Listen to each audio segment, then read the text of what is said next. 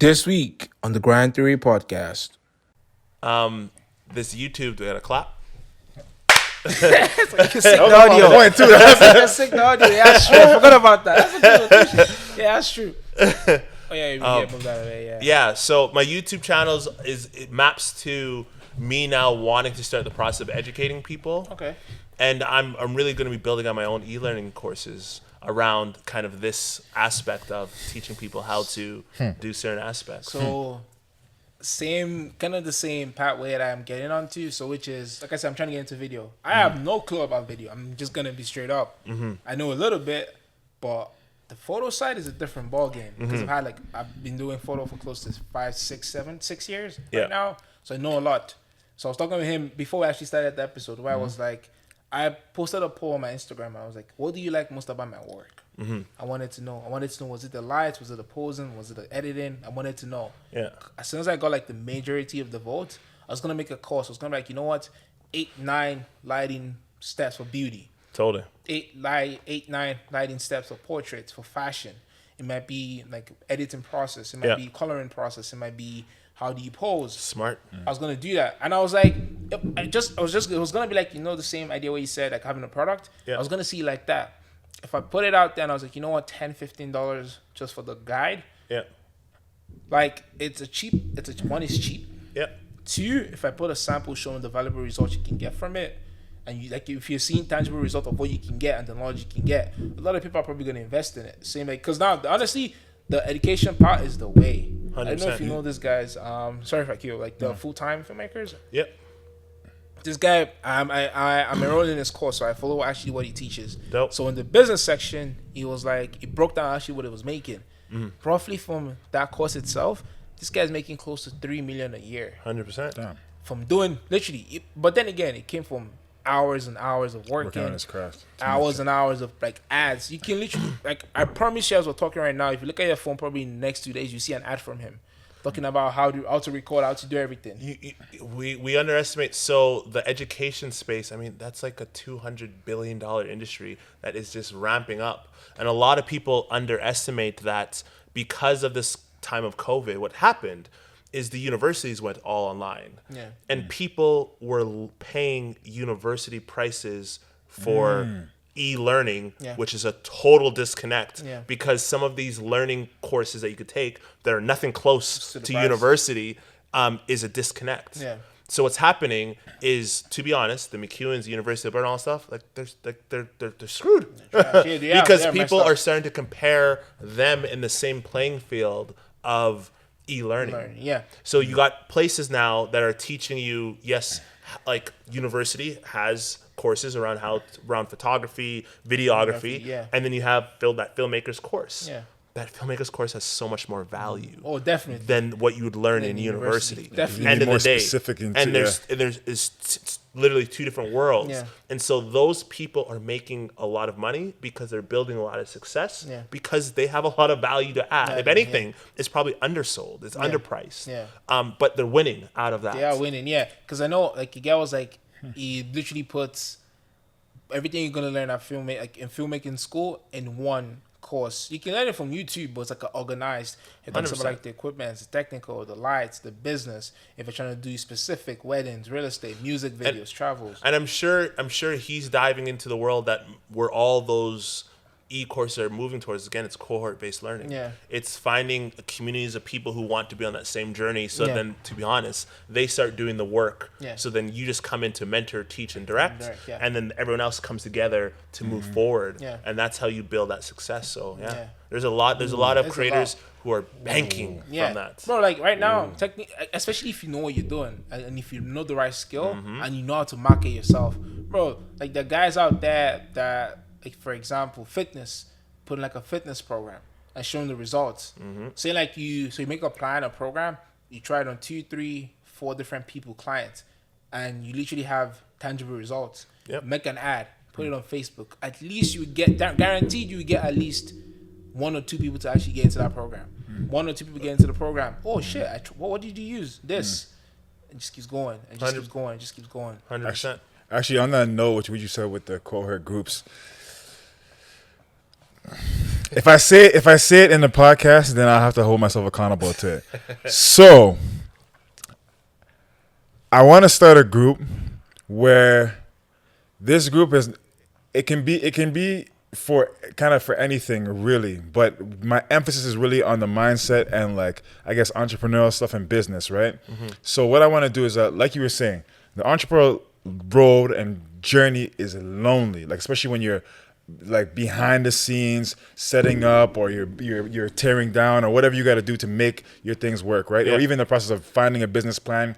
Like when I first went to go do my business plan, when I saw it, how many pages? I thought it was like, one page. It's like 35 pages, man. You got to find analysis, all that stuff.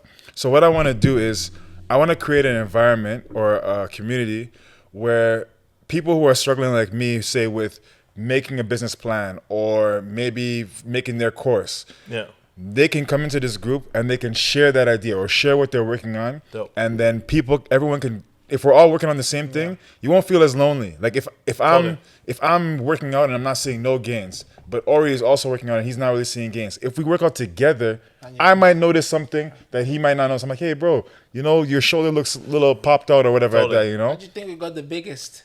That's true. There was a timing from January to April. Me, him, and the other guy were roasted, all working together. Yeah.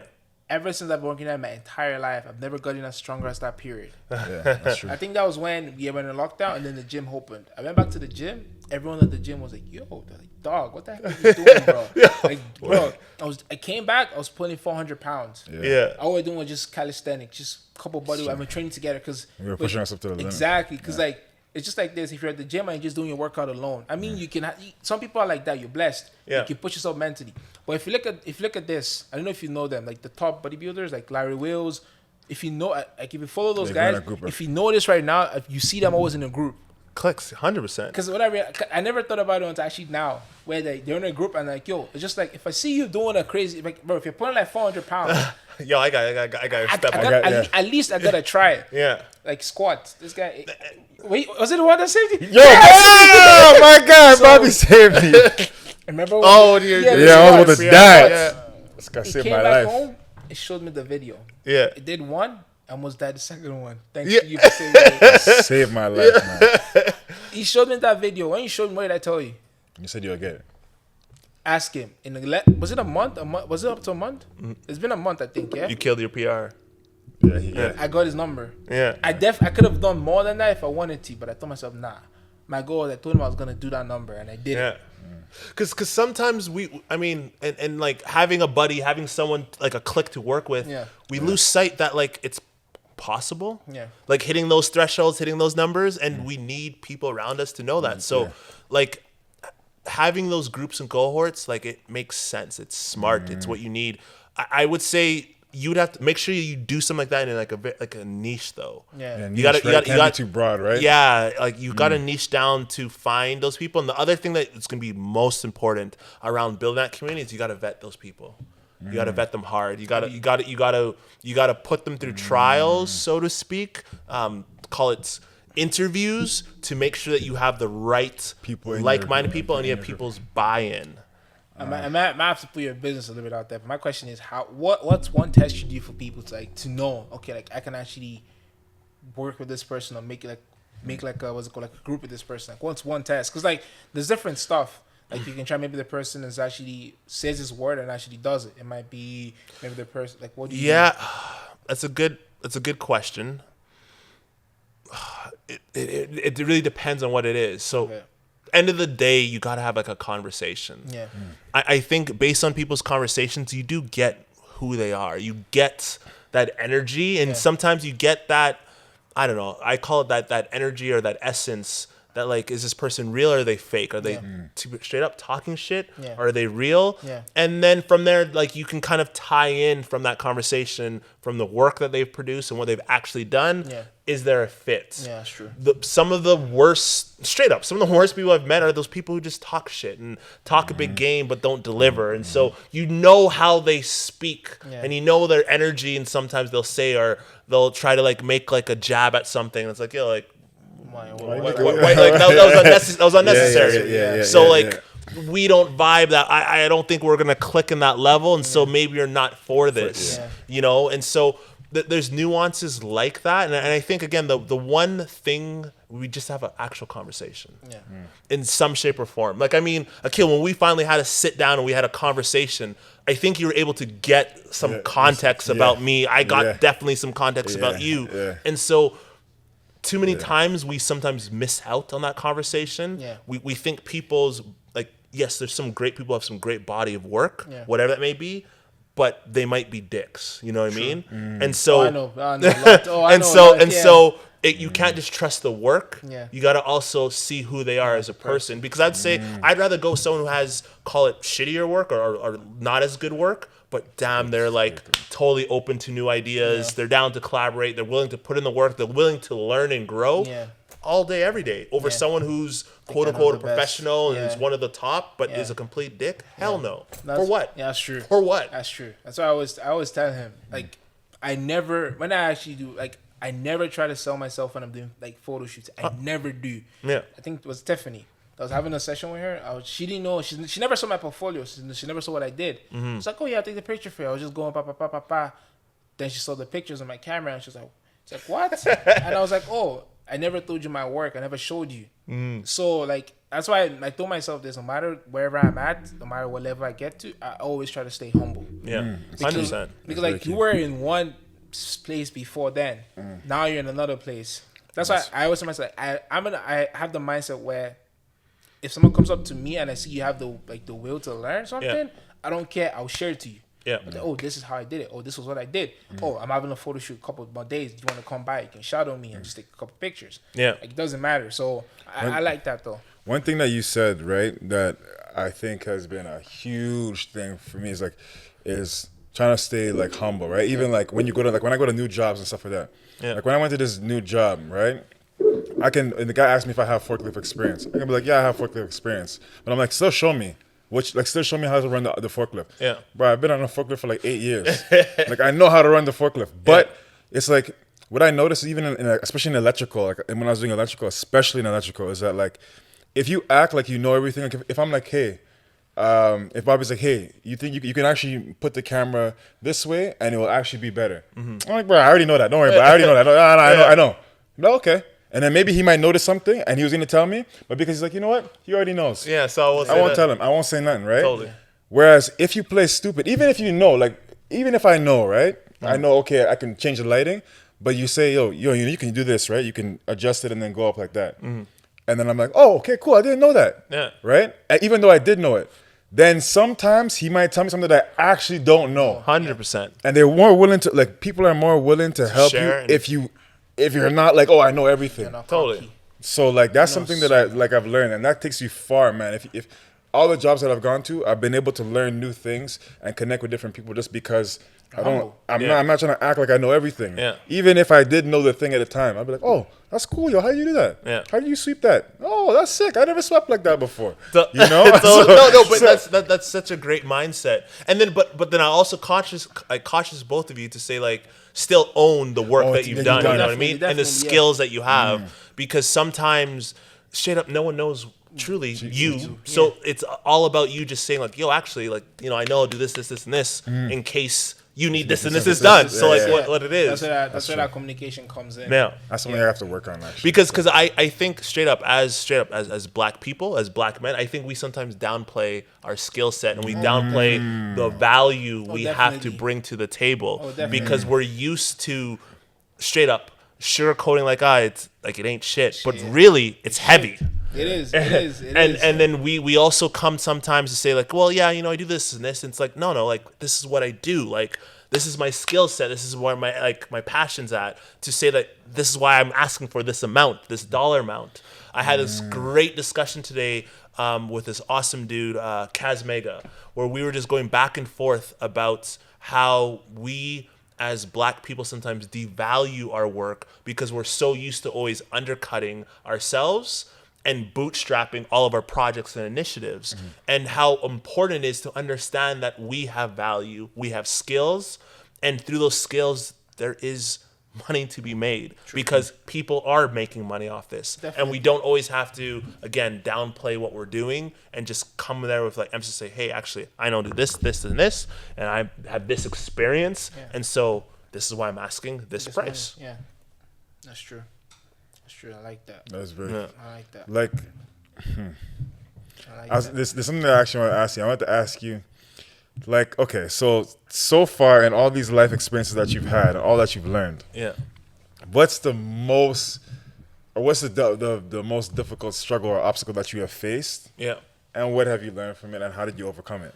That's a good question. Most difficult struggle. I think the first thing that popped in my mind, the most difficult thing I struggle with, is the notion of, again, community. It's been something that has been the blocker, the thing that stops me from sometimes accelerating different things, whether that's around a community of accessing a certain position, a job, a role.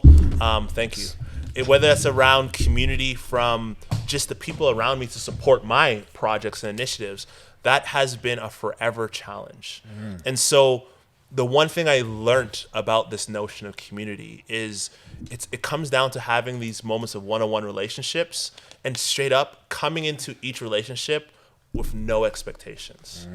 Like, I'm not expecting you to do something for me. And when I do something over the top, when I do something that's in your best interest, I have truly no expectations of something in return.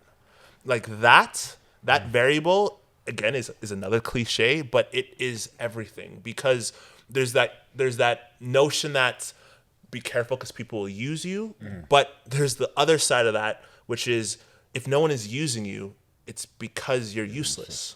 You have no value. Like you're not bringing nothing to the table. Yeah. So I have obsessively try to be at times the dumbest person in the room to take all this knowledge and experience and make myself uncomfortable while trying to surround myself with people who are outside of my circle, who are outside of my influence, so that I can grow my presence, grow my influence, grow my relationships.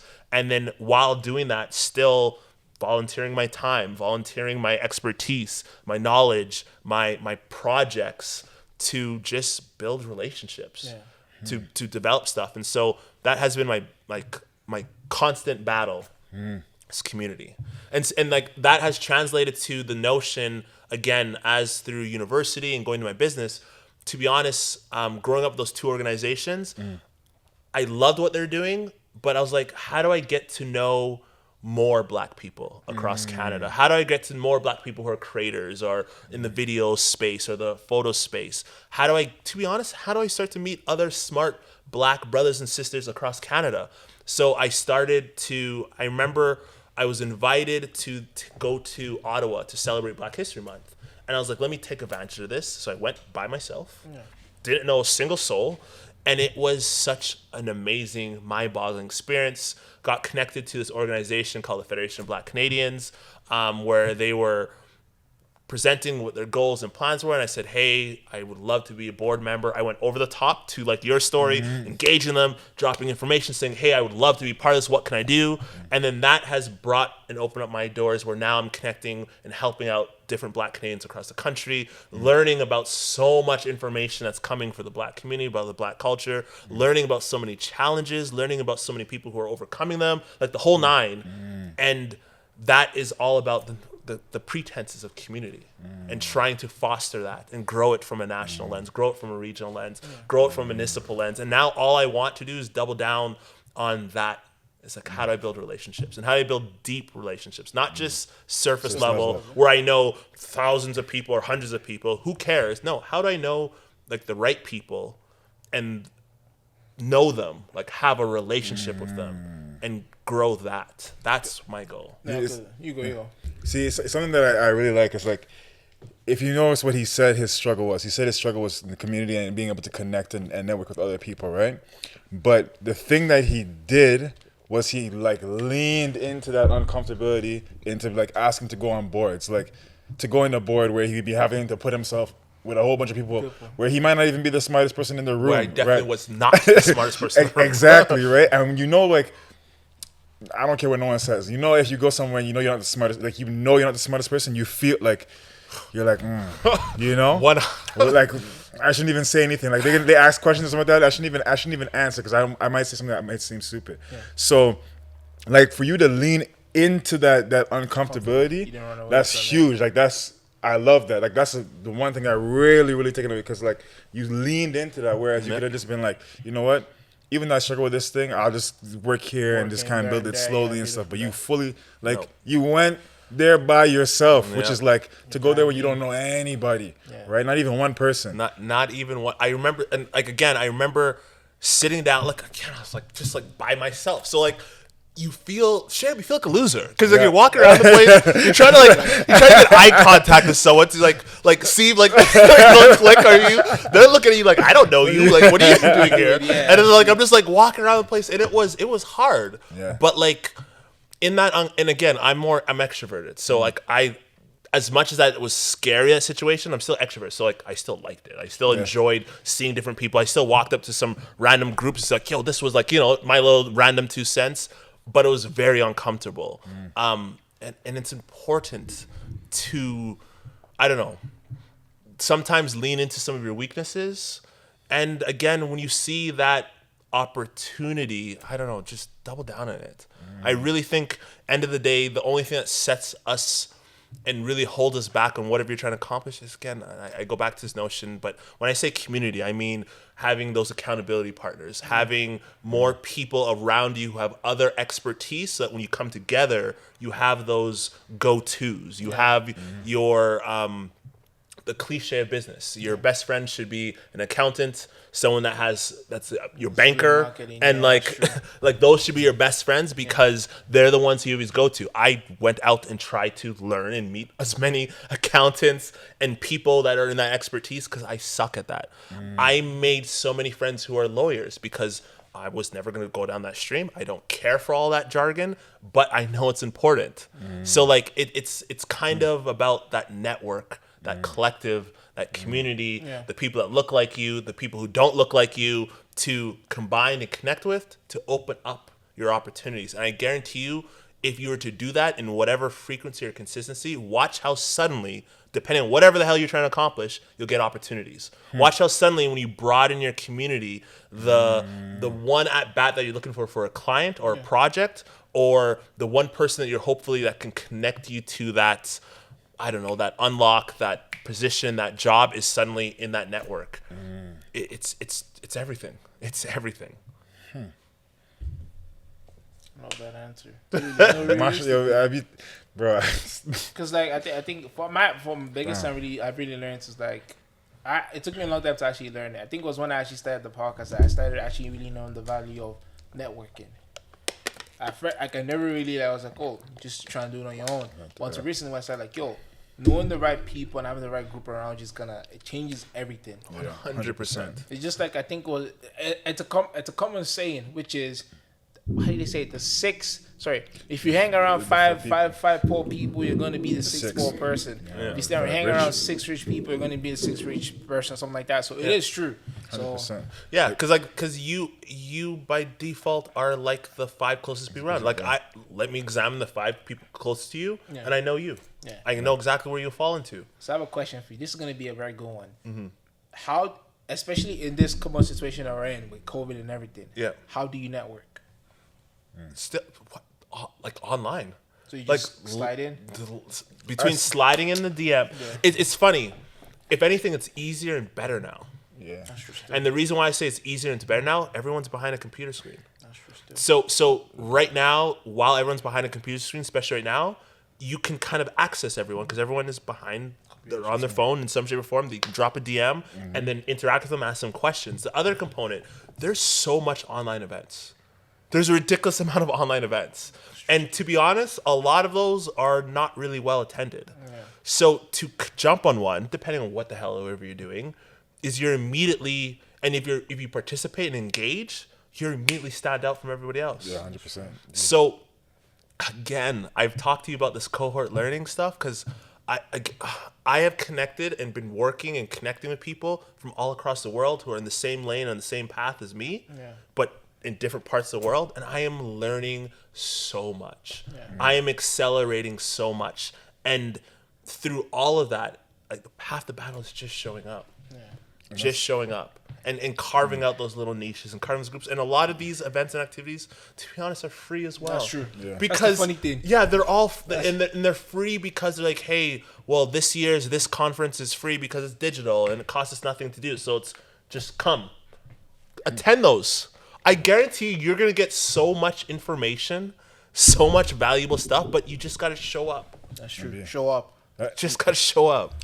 You know, one thing that's actually, you made me think is that when I was injured with my injury and I was back home in the Caribbean, what I started doing, because I had all these ideas for what I want to do with Island Grind. And I was like, man, I'm just going to start reaching out to people, because I was thinking about the podcast from since then, right? Yeah. And I kept thinking, I was like, okay, let me think of some people. And I remember, like what you were saying, I literally, what I would do is like, I would go to people that I thought were cool or inspirational, right? Then I would comment on their on their post. And then I would go to one of their followers, and then I would comment on one of their followers, and then I would message the person, like whoever I wanted to talk to, I would message them. I'd be like, "Hey man, I saw your thing, I saw your post." Yeah. And then I would talk to them, and they would be like, "Oh, that's cool, yo." And then I'm like, "Yo, you know what? I want to connect with you, man. Like, I want to just get to know you, hear your story." Yeah. And then there's a guy, I think his name was like Marco something. He had like his injury was like similar to mine. So he was on a skateboard. He like tore his whole whatever. But like, I was able to connect with so many different people just from that. And I stopped. But now that you said that, it made me just like think about it. I was like, oh man, I used to do that. And I'm gonna go back into doing that, because it actually just made me think about that. Because like the worst they could say is no. It's like when you're talking to a girl, bro. Yeah. She could like. Yeah, you could like, yeah, okay, you want to get the answer, the satisfaction of like Harry saying yes, or like I'm feeling you. But dog, you didn't have her to begin with to start, and so you're not losing nothing. Like, Totally. Yeah, you're not losing nothing. For my own end though, which I think my head's kind of switching is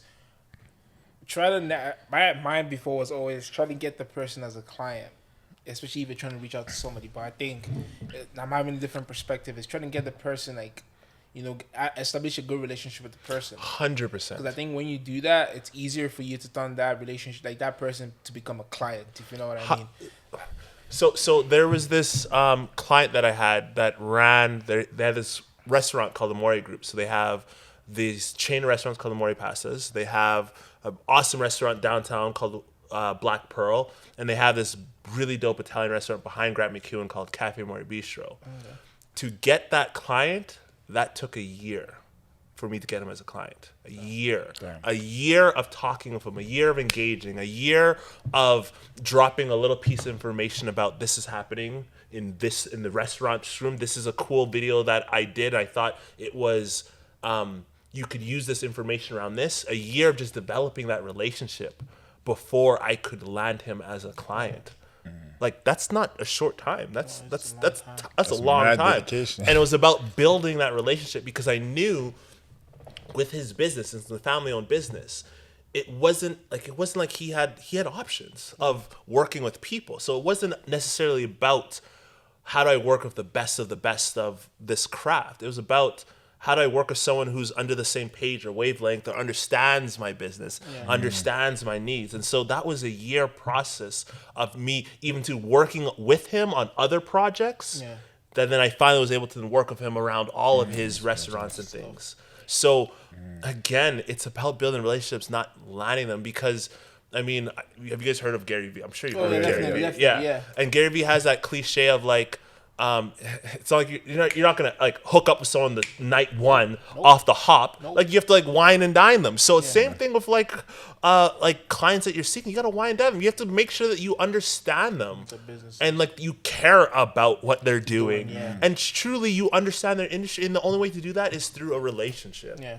And once they get a sense or a taste of that, of course they're gonna lean into that to be like, hey, cool, we can work together because I understand your work, you understand me. Let's now connect on that. Because it's like with my marketing company, one of the things that I was really doing a lot of was sponsorships and partnerships with large festivals. And the day of someone writing you a sponsor check and giving that to you is dead. That doesn't exist. What happens now is people want partnerships. They want to make sure that when I write you that check, we work together going forward around both these initiatives, not just a one and done. Like, I want to work with you. And so that's its own process.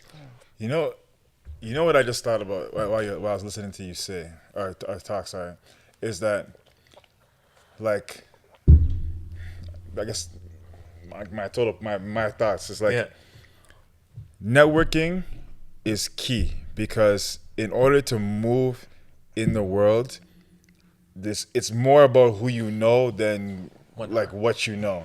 Like if I wanted to get a job in electrical right now, because I know someone in electrical, it would be easy for me as opposed to you who's just like, even if you have all your qualifications, you have to go and apply to the job. And I can be like, hey, Bobby, I need to get a job right now. I'm looking for work. You know, things are a little slow. Boom. I'll bet. Right? Gil, hell yeah. Yeah, hell yeah. I know you. Exactly. Hell yeah. But then the other people in that pile that are just as qualified, who I don't know, I don't know you. Exactly. I don't know you though. So Exactly. who's gonna stand out of that list of people? Of course, I'm gonna go with the person I know. Exactly. And that word sometimes networking, it doesn't necessarily mean that like just start meeting people. It means again developing relationships with these people, bringing value to them, and not having expectations of anything in return. That's the kicker.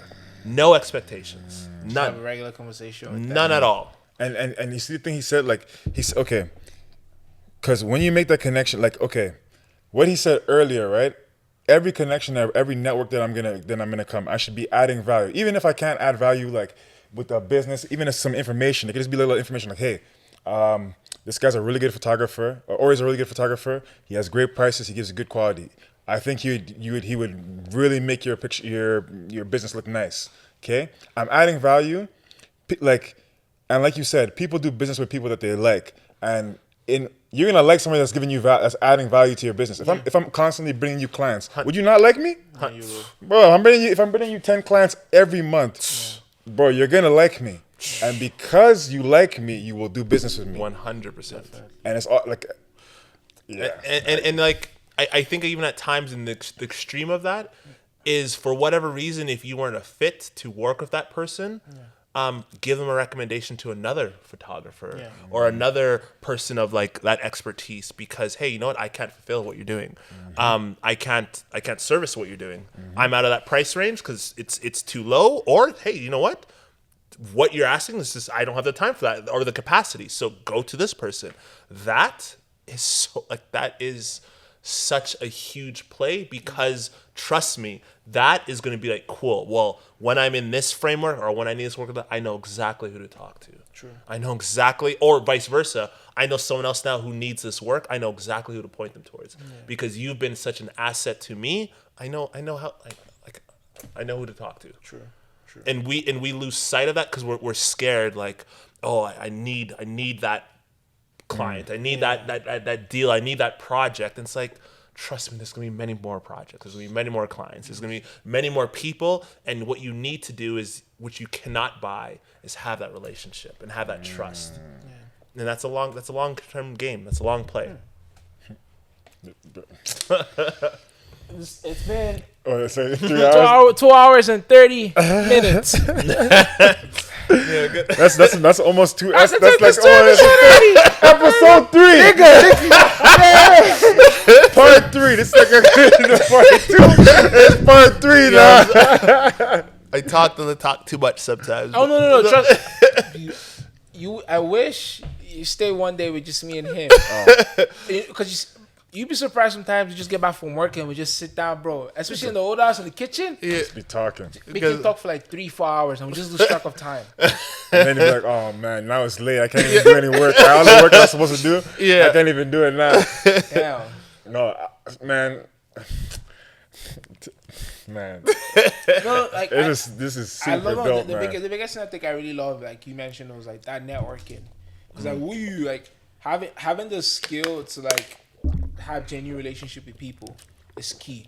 And I think you mentioned one thing that I think I never really, in a way, when it comes to business, I never really thought that way, which is developing a relationship without expectations. Yep. I always had the mindset of, okay, just to develop a good relationship, add value, but not 100%. In certain situations, I never had the mindset like, you know what, shut up that switch and don't expect anything. 100%. And I think that's why I struggled in the business. Like, it was like before, if I reach out to people, I'm like, hey, I'm a cinematographer, whatever, videographer based in Edmonton. I'd love to shoot a promotional video for you guys for free. So add value to your company, whatever. Most people are not going to reply because like, yo, I don't know this person. 100%. But if I'm like, hey, I love what you guys do. I definitely love to network with you guys and just get to know you guys as a brand for who you are and what you do. Like, keep doing what you're doing. I love it. There's a usually I'm probably going to reply because I'm like, yo, thank you very much for that email. I appreciate it. 100%. Bro, It's two different approaches because one is coming from the side of like, well, you're only saying that because you want to work with me or you're looking for like work. Yeah. Other one is like, hey, yo, thank you. Like, I appreciate that compliment. Yeah. Hey, what do you do? Hey, let me check this guy's profile. What does he do? Oh, he's a photographer. Oh, he's a videographer. Yeah. Huh. Do we need one right now? Yes, no, maybe so. Who knows? But like, we'll check back. Yeah. Like that game now spread out for the weeks, the months. Yeah. Totally different when you do might put in that ask of like, let's work on this project or let me do this thing because I've seen you around and we lose sight of that opportunity because that's two different style of an approach. Yeah, because like I know there was a time my emails I'm always like, hey, I'll love to like I usually just say, hey, introduce myself, talk about what I want to do, like the values I want to have for them, and that's it. But I tried something different. I went to like somebody's DM. She's a gym owner. I can't remember them with the gym. And I just reached out. So I was like, yo, hey. Because I saw her profile. Like I went through her stuff. I was following her stuff. I saw she had her own gym she was running. I saw she was big into MMA, which I am. And I saw I think she was right now, she's struggling through some health issues, whatever. Yeah. So I saw two stuff I was in common with her, fitness and MMA. So I based up my conversation off that. Smart. I was like, yo, I love the fact what you do in the fitness industry. And I was like, yo, also love the fact that you're into MMA. I think she was training, is he Cowboy Cerrone or something like that, as an MMA fighter. I was like, yo, I love that shit. Like, yo, I love it. So I gave her the compliment. I literally, it was like a genuine compliment. Yeah. And then like, oh, I wish her the best in what she was going through also. Dope. So I initiated that conversation first, had a back and forth conversation, and then I was like, okay, you know what? I think it's a good point. Which was kind of, I think it was actually a good one. Yeah. Then I brought up like, yo, I love your gym, whatever. I'd love to offer this, and this, and this. Yeah. And the reply she gave me back was like, hey, thank you very much for the compliments, whatever. Right now, I'm not in need of it, but when I am, I'll let you know. Totally. And again, that's such a better approach versus I'm sure if you came out strong at the top, it probably either might be ignored, or just be like, no. Yeah, no. Yeah. And the only thing I would comment to give you, if I was to give you some constructive feedback, is just kind of based on that. I would either offered her like potentially like a free shoot, give her a taste of that, or what you could have done also is work with someone else in her gym and ask if you could just take a shoot for this person in the gym so that she could see the work and be like, hey, by the way, I'll give you the copies after of this person just for if you want to promote your gym. Yeah, I agree. I know that. The one that actually gave me today, I really like, I managed everything. You gave me a lot of jam, but one that really stuck to me was, I never really actually thought about like, yo, should the product, like shoot something? Say for example, I'm trying to work with, I'm just giving a big theory wise, Adidas, and I'm like, you know what? Shit, I have these Adidas footwear. Let me shoot a product video for them. I'm just giving an example. And I sent an email to Adidas. I'm like, yo, I shot this for you for free. You can use it, no whatever. If they see that, they'll be like, yo, shit, if we can create this not on the budget, you shot it. Just imagine if we give them a budget to work with. So 100%. I never actually really thought about that. So because that like the thing, I was listening to a podcast. It's called The Daily Grind, I think. And I don't know if it's still in activation, but it was by Colin Morgan, and it was he interviewed this guy, and the guy was like, when he works with people and he adds value, he goes above and beyond, like way above and beyond, like irregardless. And one thing that you said from even with the message that you sent to that lady, right? I had a friend who shout out to my boy Derek Sinto, right?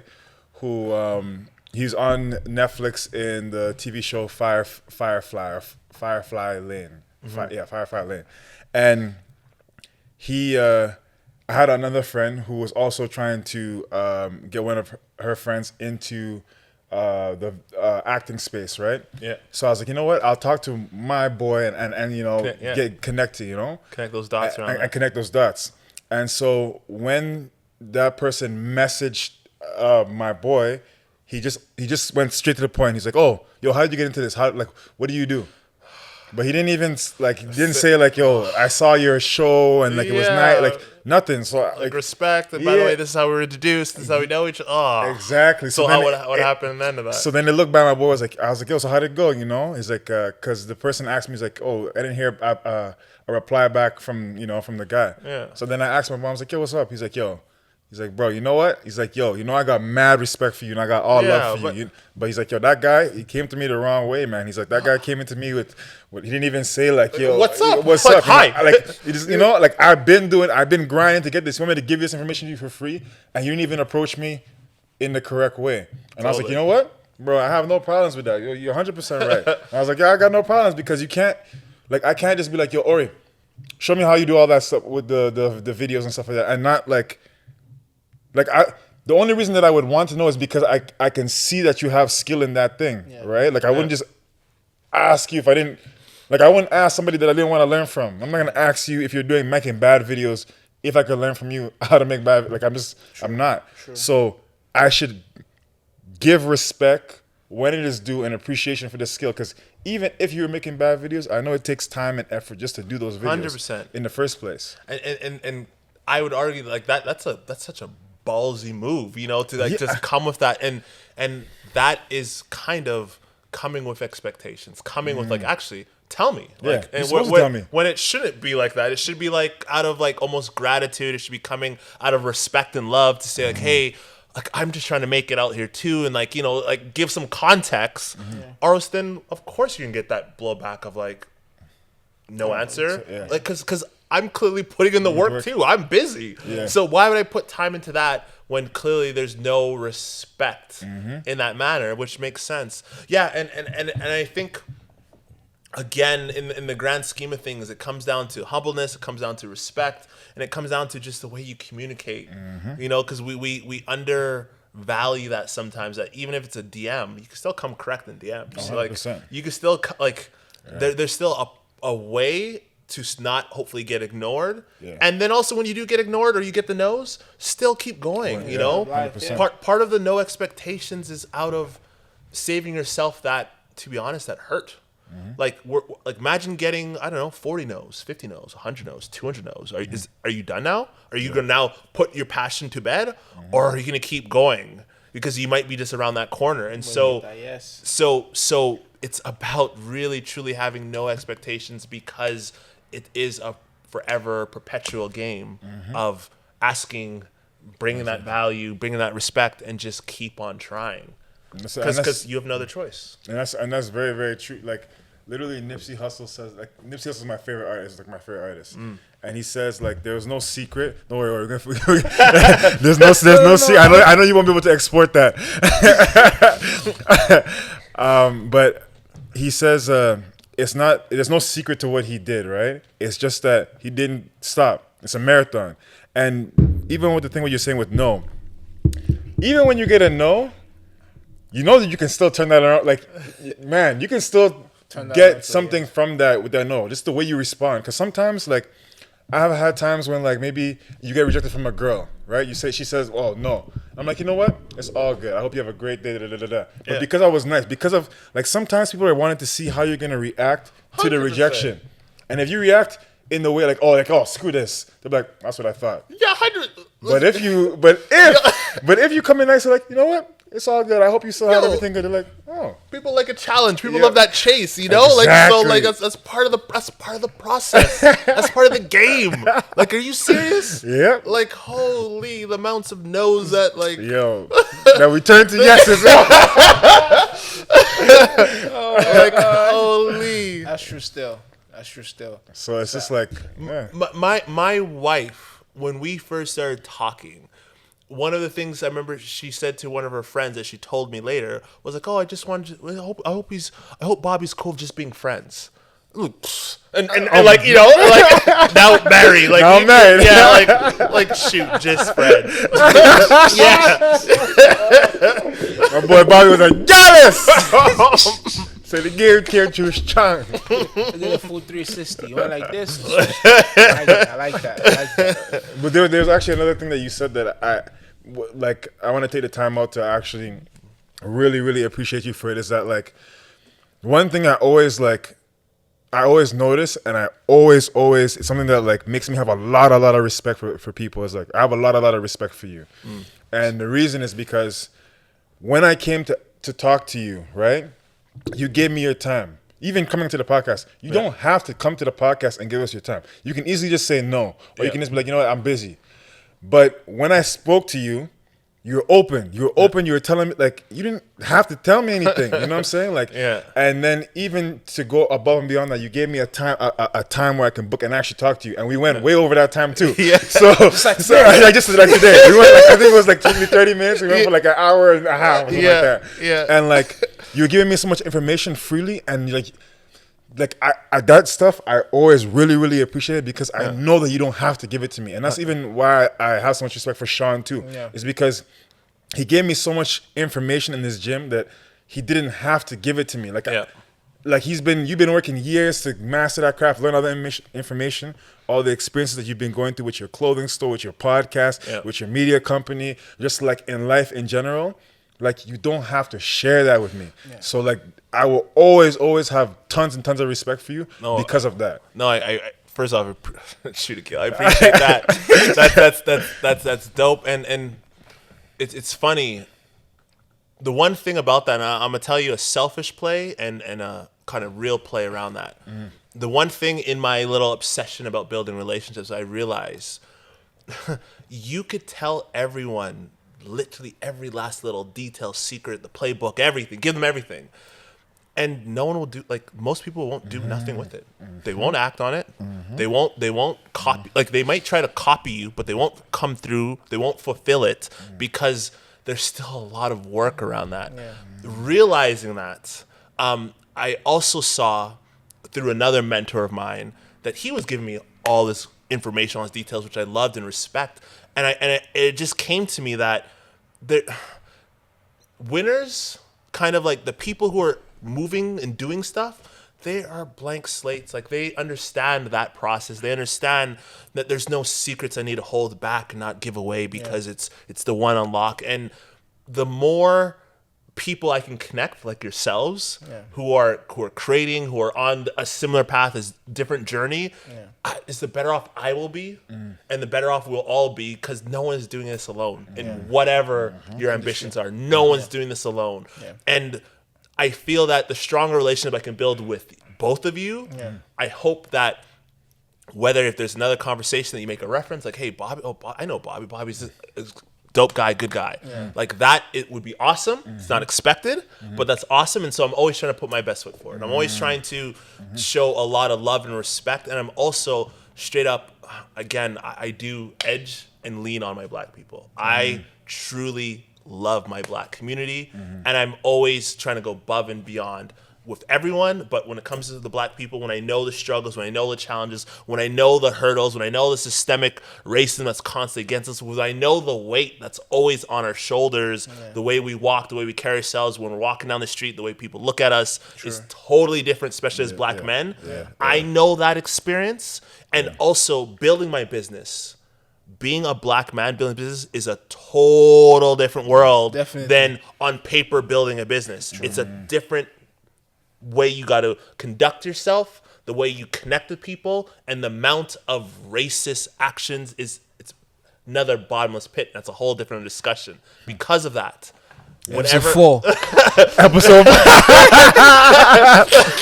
because of that, I always like invest in that. I see myself in you. I see myself in everyone, and I try to just go that much more above and beyond. I like that. No way, episode 4 we're gonna be episode 4 coming out. Yo, honestly, we're just gonna have to have Bobby back because we have to stop. But we're gonna have him back. But I have the drum roll question that we have. It's your turn today. Oh yeah, yes. The drum roll question that we always have on the podcast. Bobby, you dropped, man. This guy dropped so many gems. I don't know what to say. Like, hopefully we can explain. Good, don't worry. But the question that we always ask is, what is your theory of the grind? So something I said to you before in the past. Love what you do. the trick and the ebbs and the flow when it comes to grinding is, if you're grinding to the point it's because you don't like it, you don't love it, you're not passionate about it, it is a grind that you're just trying to push through. It cannot be that. That should be an indicator that you either got to shift or you got to work with other people who they love that to kind of build out that process. And truly, you got to love what you do. You got to love the process, not the final picture, not the final end result, not that final product, but the process. And so, like, my grind theory is fall in love with the process, with the struggle, with the downs, with the ups, the whole process, because in that's where success lies. Word. That's a bar right there. That's a bar. Yo. Right there. Yo, listen. The episode is done for now. But we're going to have Bobby T back on again, man. We're going to have him back on, bro.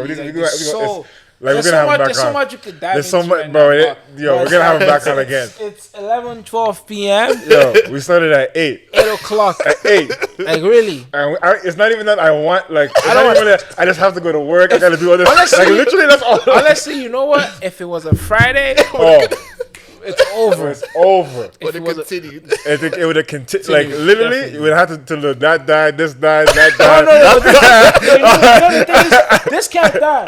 Oh yeah, it's plugged in. Plugged in. Oh, we're set. We're set. We're set, but the thing is, Hard drive filled up.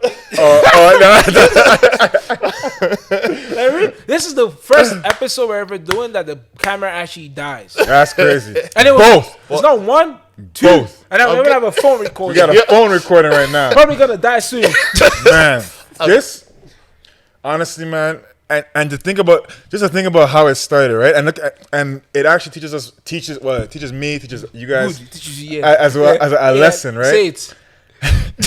The biggest thing is starting, just like Ori says, just like Bobby says. 100. It's biggest thing is starting, because literally just before this episode, I was worried. I should have recorded. You should have recorded me. I literally was worried. I was like, man, I don't think I'm prepared enough.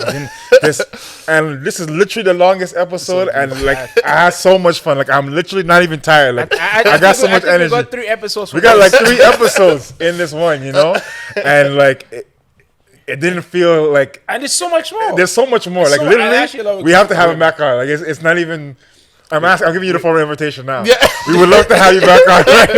Yo, 100. I feel this is still just the tip. We just talked about the tip of the iceberg of a bunch of stuff. Let's decide right now. We're doing it on Friday. Friday, so we know. Because if we do it on Friday, just leave the day open. Yeah, leave the day open. Sit down, and then we just talk. Don't worry, we'll get So far, we're being so far. I need to get we need to get sponsored by So Far. How can we get them though? You know what? We just learned so much stuff. We just learned so much stuff. Yo, you can make a video. Yeah. I tell them I work out their clients. Yeah. Yo, they gotta be fit to make that chicken and come back quick. You know. Yo. Suddenly, we just gotta put that out there. So someone's like, yo, what? Of course, we'll drop some. Of course. Yo, a box right here. A box right here. Boom. That's 3, man. 3 boxes right there. You can open the box. One box can be open. One box can be closed. Man, you're videographers, man. We'll have a camera there, camera. Yo, listen, done. So far, you already know. Barbecue flavor. But nah, it was amazing. Like I told you. Yeah, you did. I literally told him this, like, yo, I was actually not worried. I was like, yo, because he told me about the kind of person you are. In my head, I was like, the one thing I know for a fact, especially as a content creator, if you're very like easygoing and just willing to like just share whatever you know, to me automatically I assume you're a good person, because not a lot of content creators are gonna share what they know. No. I know that for a fact. Nope. Yeah. So as soon as I was like, nah, bro, I was like, yo, bro, it's gonna be a good interview. I'm not even worried. I already know it's gonna be a good conversation. But bro, it literally, after like 30 minutes in, it switched from a podcast to just talking. Yeah, straight up. 100%.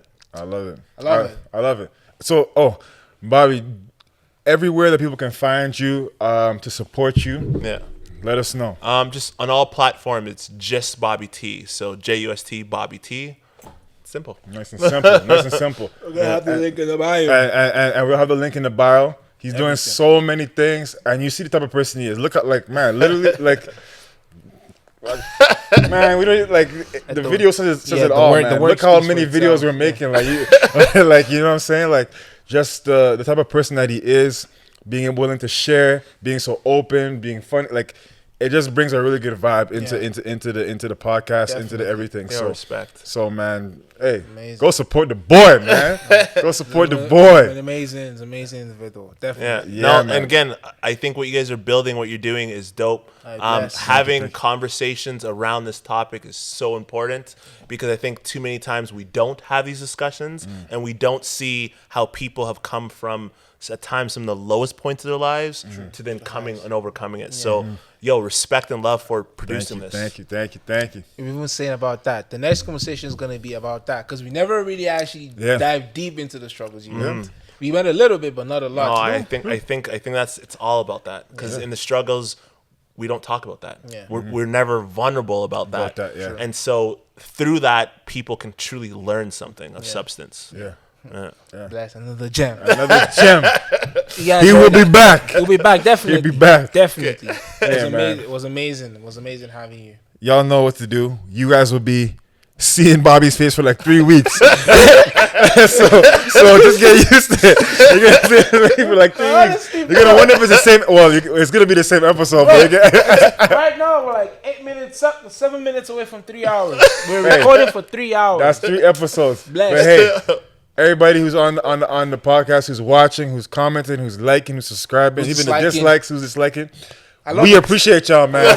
We appreciate y'all. The only thing we ask is if you're disliking, let us know why. please let us know, man. You can email us, you can text us, you can DM us. No, they have our numbers. No. Oh, I guess you can't text us, but you can DM us. DM us. You know? DM us. Because we're always trying to get 1% better. That's the whole goal. Roast Getting the kill. 1% better. Roasted for calling himself the cream. I am the cream. Nah, bro. I am. Listen, hey, bless. You guys, Not the lotion. like, the cream. comment, check out Bobby's tea work. Like, I stalk his YouTube channel. Yes, sir. I watch It's it. crispy, dog. Crispy. Crispy. Yes, sir. Bless. All right, y'all. We out. We out.